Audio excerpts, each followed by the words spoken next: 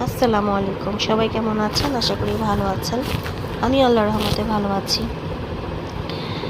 জীবনে চলার পথে না অনেক কিছু কম্প্রোমাইজ করতে হয়।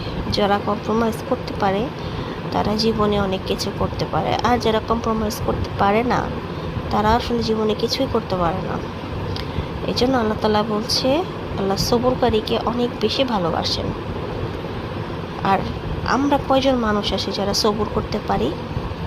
খুব কম মানুষই আছে যারা সবর করতে পারে। বেশিরভাগ মানুষই কিন্তু অধৈর্যশীল। এজন্য কম কথা বলবো, কাজ বেশি করব। এটাই আমাদের সবার জন্য ভালো। কে কি বললো, কে কি করলো, কার ভালো লাগলো, কার ভালো লাগলো না, এত কিছু দেখে না জীবন চলে না আসলে। তাই আমাদের সবারই উচিত নিজের মতো সঠিক পথে আল্লাহ তাআলার দিক তাকিয়ে জীবনের